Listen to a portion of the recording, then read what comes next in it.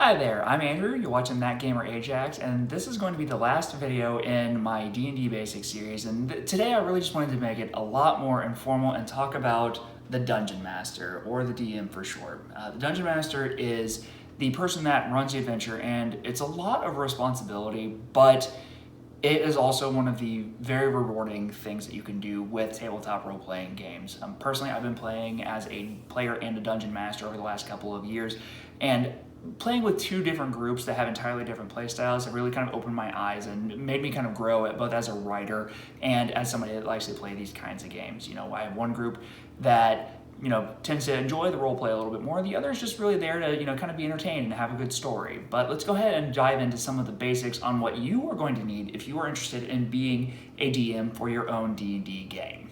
So if you are new to being a Dungeon Master, one of the books that I would highly recommend that you seek out and try to get for yourself, whether it's new, used, online, whatever, is a copy of the Dungeon Master's Guide. Now this lays out a lot of the basic rules of the game, as well as offers a lot of world building tips, whether is your world going to have a set pantheon. It gives you tips for how to do that. It gives you tips for building cities and villages and the differences between them. It kind of also lays out like some of the combat rules, with different conditions and whatnot. These are things that you can refer to your players and make encounters a lot more interesting while you're playing the game. If you also have the extra money, I would highly recommend getting yourself a monster manual. This has a pretty wide range of monsters that are available to you as a DM to create the encounters with if you're going to be running an entirely homebrew game, which means that you're building everything for your players from the ground up. Now, when it comes to the Dungeon Master Guide, a lot of the rules that are written can be tweaked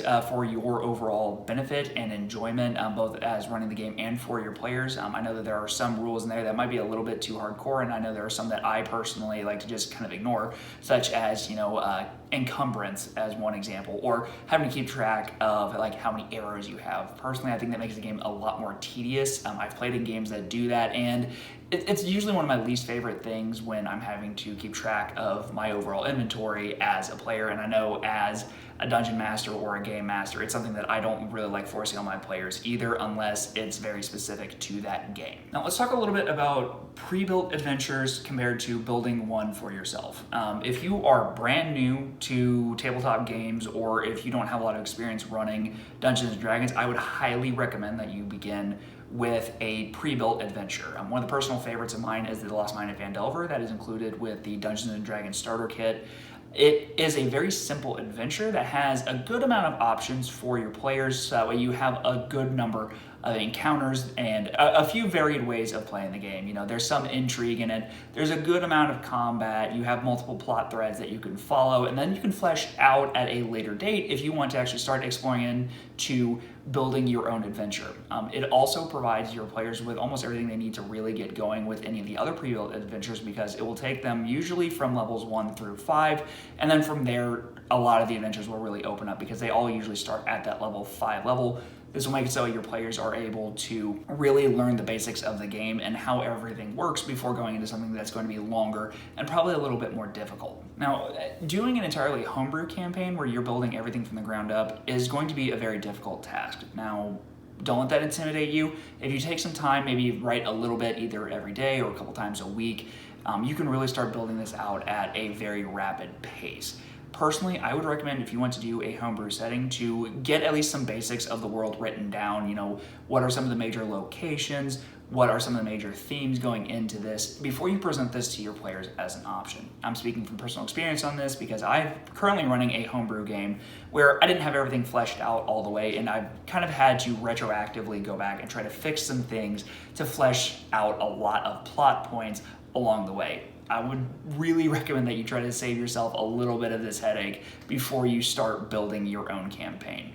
Now, while it is a lot of work, it is also incredibly rewarding. It is a way to flesh out and test your writing skills, and you can offer something that is unique that no other dungeon master or player has done before. Now, another big thing that I would stress to new Dungeon Masters is that this is a game that focuses on collaboration between yourself and your players. This is not a this is me versus them kind of situation, and really you're there for kind of collaborative storytelling more than anything.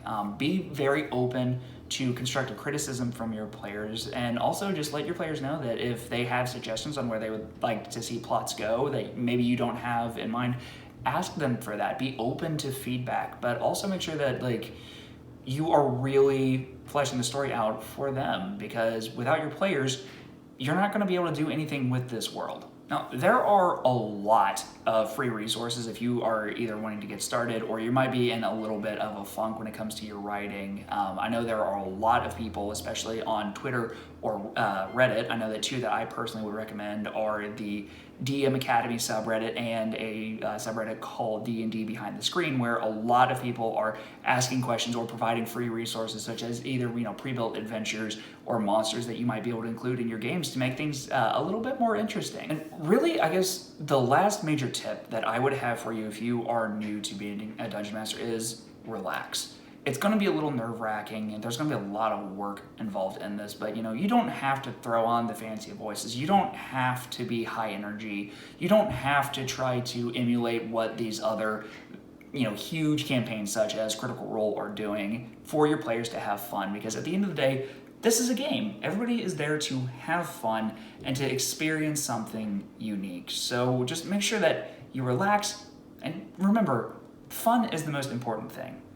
So I want to go ahead and just reach out to the community and, if you are a new Dungeon Master, what are some things that you might be struggling with a little bit? I'm more than happy to try to help you out in any way that I can. And if there are more veteran Dungeon Masters out there, what are some tips that you would offer to new Dungeon Masters when they are beginning, diving into leading this kind of role-playing game? Let me know in the comments below and let's get that conversation started. And don't forget to subscribe.